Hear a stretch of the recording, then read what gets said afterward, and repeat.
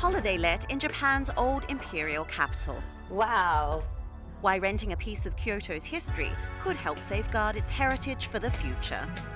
There are Western-style beds. Phew.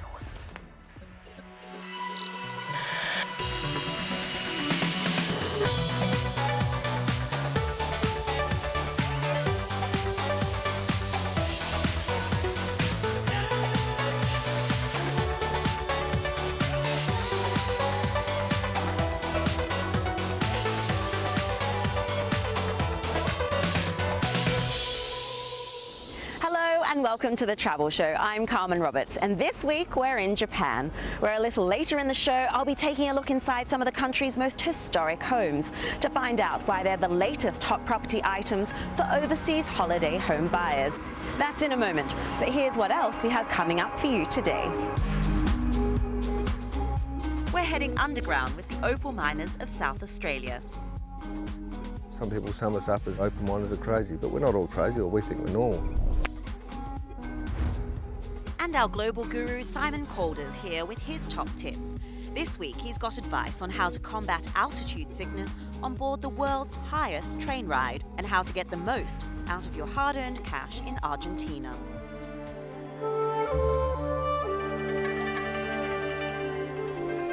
But first, it's known as one of the most beautiful cities in Japan, with serene gardens, colourful shrines and temples dating back thousands of years. It's also home to the country's last fully functioning geisha district. If you want to get a cultural fix, Kyoto is the place to visit. And because it was one of the few major Japanese cities to escape bombing during the Second World War, up until recently, much of Kyoto looked untouched by the 21st century. With many of its traditional wooden townhouses, known locally as matcha, still standing. But now many of them are under the threat of being bulldozed to make way for new, air-conditioned and earthquake-proof apartment blocks. Yes, problem of course is we lose the urban landscape of Kyoto, especially in the downtown, so-called historic center, it's disappeared. So many foreign tourists are so disappointed to look the modern townscape of Kyoto, in spite of traditional Kyoto's image. So matcha is a very important issue to conserve the historic townscape.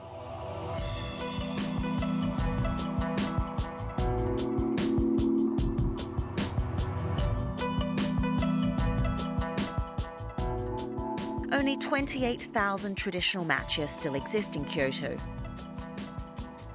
That might sound like a lot, but when you consider that this is a city of almost 750,000 homes, it's no surprise that many conservationists and historians are worried. But there is hope for these historic homes in the shape of foreign investors looking to buy a holiday home here in Kyoto. So this is one of our properties. It's got 10 bedrooms and the price is 100 million yen. Wow, so that's just under $1 million. Yes. This looks like a tiny house. I don't believe it's got 10 bedrooms. Yeah, frontage is not so wide, but it's got long in the back. Okay, let's have a look. Yes. This place is huge. Yes, it has 290 square meters. I would never have guessed.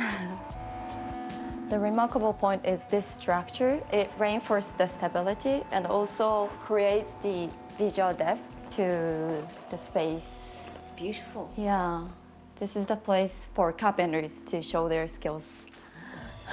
It's like a movie set. Mm-hmm. And look at this kitchen. Yeah. I've never seen a stove like this. It is rare. How old would this be, do you know? Probably same with the house, 128 years. Goodness. I wouldn't even know how to operate something like this. This is amazing. It's like stepping back in time. Yes. So what are foreigners looking for when they buy a matcha? So they're usually looking for a second house, but there are some clients who are actually moving into Kyoto from abroad. Who are your clients? Where are they from? They're mainly from Singapore, Taiwan, Hong Kong, America, and France. Many overseas buyers are also drawn by the plummeting yen, which has lost a third of its value against the dollar over the past few years. And once these foreigners have bought their traditional holiday home, many choose to rent it out. A modest matcha in this bustling tourist city can fetch as much as $150 or £100 a night in the high season. So I decided to try out one of these historic holiday lets for myself. Thank goodness the owners emailed me quite a detailed map, so I think it's down here. This looks really residential. Konnichiwa. Says it's down a little alley. Let's give it a go. Yep, found it. This is a bit of a high-tech door code. We're in. There are Western-style beds. I must admit, I'm a bit relieved because usually you'd be sleeping on traditional tatami mats on the floor. Phew.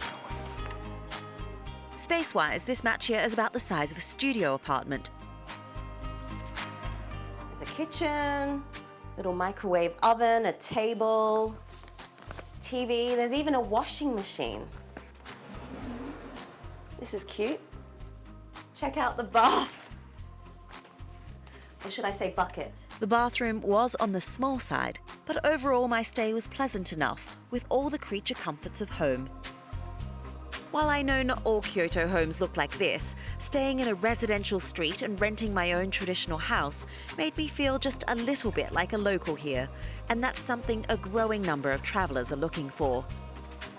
Well, if you prefer to keep things historic when you're off on holiday, here's the travel show guide on where to rest your head on a heritage bed.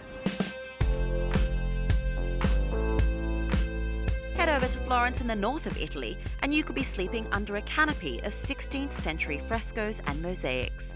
The Il Salviatino Hotel dates back to the 15th century. Once a week there's a traditional communal Tuscan dinner which recalls its history as a gathering place for the city's wealthiest families. In Switzerland you'll find Bauer Lac, a family-owned establishment for 6 generations now. It's hosted countless royal guests, and apparently Alfred Nobel was inspired to create his International Peace Prize here at the end of the 19th century. Go now, and you may still brush shoulders with nobility, and with its vantage point overlooking Lake Zurich, you'll have one of the best views in the city. For many, though, nothing says heritage like a good old European castle. Thornbury Castle in England's southwest has a 500-year history to make your head spin, including a stay from King Henry VIII and Anne Boleyn on their honeymoon tour. Or hop across to the west of Ireland and you could be stepping back to the 13th century. Ashford Castle has played host to King Henry V, Ronald Reagan and John Wayne, to name a few.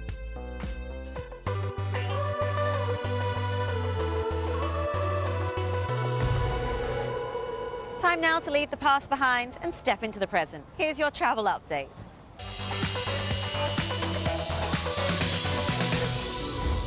Officials in Rome say they're tightening security at some of the city's historic sites as they prepare to welcome millions of pilgrims for the Roman Catholic Holy Year. Among the measures will be new metal detectors at the Colosseum. Concerns were raised there only last week as a man protesting about new public order laws managed to climb up onto an outside ledge. Belgium's employed its cat population to help its tourist trade recover from the recent security alert there. The tourist boards made this cat-themed promotional video after residents flooded social media with pictures of their pets during the 5-day lockdown. December's normally a busy time for the hotels and restaurants as people arrive to visit the Christmas markets. The threat level there has now been lowered. Beijing's issued its highest smog alert so far this year. The orange status is the second highest possible. At one stage, the readings were 17 times greater than the level considered safe by the World Health Organization. Some reports said visibility was down to a few hundred meters in some places. 我觉得就是这个特别厉害，我觉得这个车太多了，应该有这个车里才是一个错。家里面装了这个净化器，必须装的净化器，然后出门戴口罩，然后车里面也要装那个净化的系统原来的空气，我跟你说那云彩呀，你要看着那云彩都跟快要掉下来似的，就那么清楚。现在你哪看得见云呢？看见白云啊，看不见，空气太涩了。 And let's finish with happier news in Mexico, where crowds came to see millions of striking orange and black monarch butterflies heading off for their winter home. The 3,000-mile mass migration goes from as far north as Canada all the way down to the California coast and central Mexico. La mariposa es peregrina que viene de Canadá, porque viene cruzando ahora sí que 5,000 kilómetros de Canadá hasta aquí. Entonces, por eso hoy ya la estamos cuidando para que esto siga, se siga protegiendo sus lugares que tiene aquí de Sierra Chincua.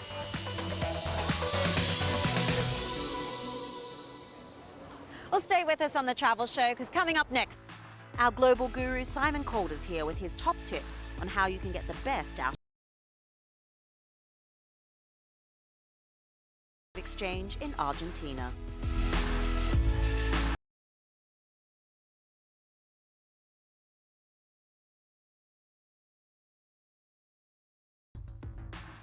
So if we wanted to make an extra bedroom or have mother-in-law coming, we would dig out another room.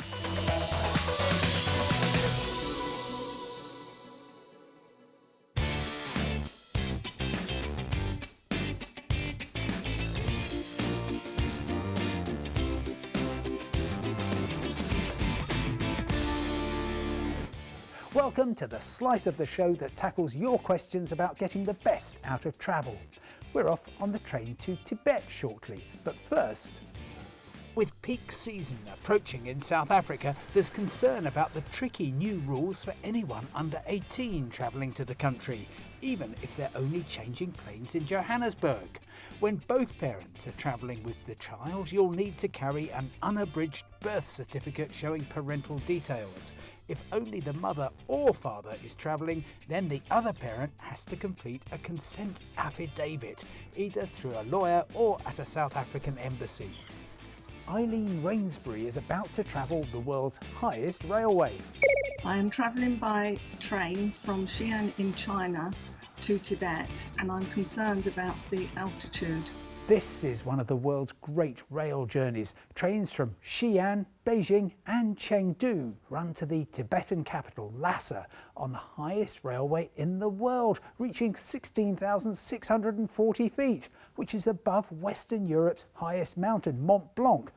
The train carriages have a special ventilation system that delivers air enriched with oxygen, and in addition, each passenger has access to an individual oxygen supply.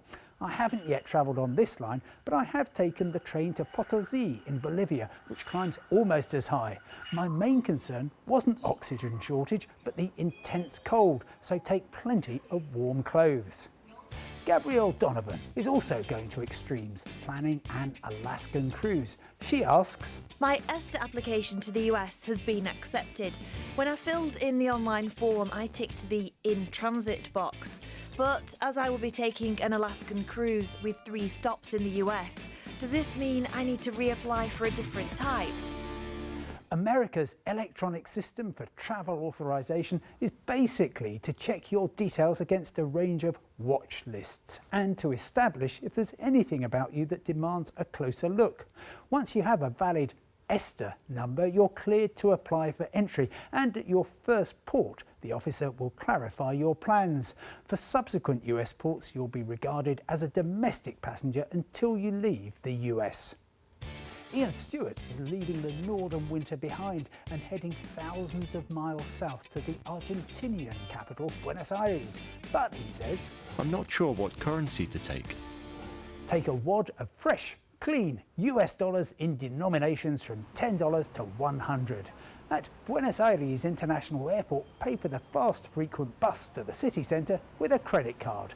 Then put away the plastic for the rest of the trip. Your hotel staff will recommend the best and safest place to change money. If you plan to explore beyond central Buenos Aires to anywhere more rural, change money before you go. Outside the big cities, the options and rates are not so favourable. Finally, Claire Sargent, who lives on the Greek island of Crete, lucky her, says, "My daughter is being sent on a business trip to Arizona, visiting 5 different locations across the state in the course of a week. Will it be safe for a woman travelling alone?" What a great opportunity to explore the Grand Canyon state. The biggest danger will be simple road safety, and I'm sure she'll be careful and drive defensively. My only other observation, she'll be travelling through a wonderful state and might want to share the journey through Arizona with a friend or a parent. Global Guru is the element of the travel show that aims to help with every aspect of your journey.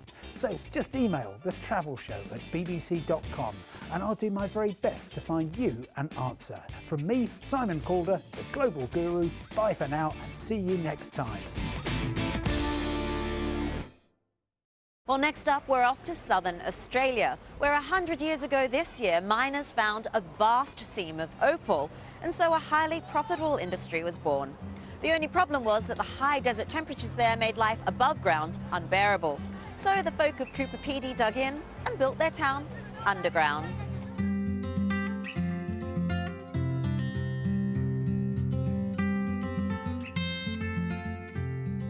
The appeal of Coober, Pedy, it's the vastness, there's no other place like it.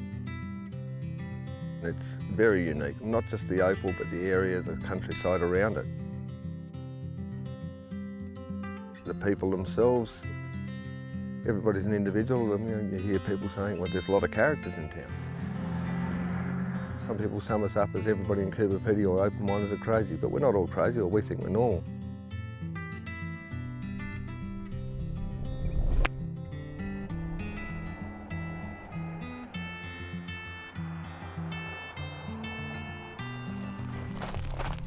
I found a beautiful opal.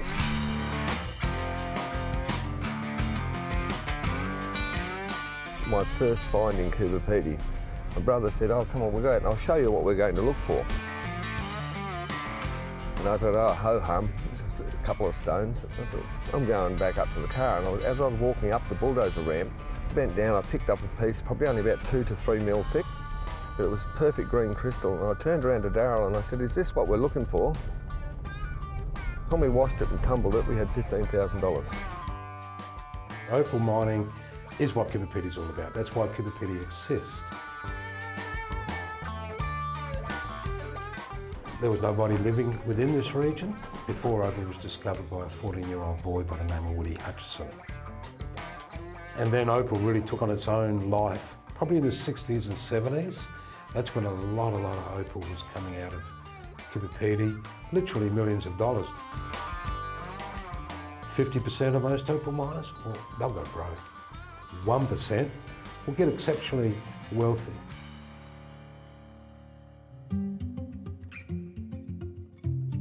Coober, Pedy is a very old town, and about 80% of the population live underground. It's distinguishable by either 44-gallon drums above the ground or polypipe, and if you see that, that's their air shaft. That's how they get the air into their actual rooms underground. People live in dugouts for temperature control. It's warm in winter and cool in summer. The temperature can get up to 50 degrees in summer here, average of 45 over the summer months, but it's a constant 21 to 25 degrees in our particular home here.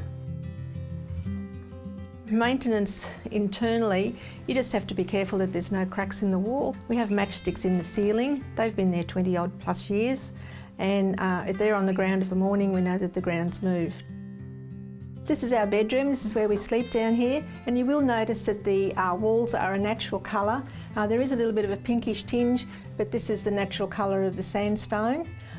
There's no windows in this room, but we get our air from the actual shaft. It's very quiet, very dark and very peaceful, and we get a very good night's sleep here. So if we wanted to make an extra bedroom or have mother-in-law coming, we would dig out another room, and if we were fortunate enough to find a seam of opal, so be it. This here, it's one of the oldest accessible opal mines in Coober, Pedy, all dug out by hand. Imagine it. Pick, shovel, barrow happened to move the dirt by hand. And there was actually a time, especially in the olden days, where they could walk from one side of Coober Pedy to the other underground. This is what it's all about. This is what we come here for, to find opal. You just never know when this opal is going to turn into something amazing, maybe hundreds of thousands of dollars worth of opal. The reality is, in this establishment, we do have anywhere between $50,000 and $100,000 of rough opal still in the wall. Now this machine is called a blower. We're now a tourist attraction.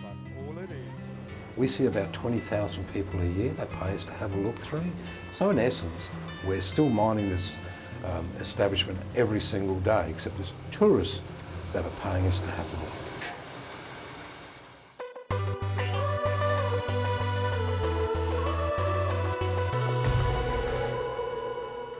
Well, that's all we've got time for in this edition of the show. I hope you've enjoyed joining us on our travels. And don't forget, you can come along on our journeys in real time by signing up to our social media feeds. The details are on your screen now.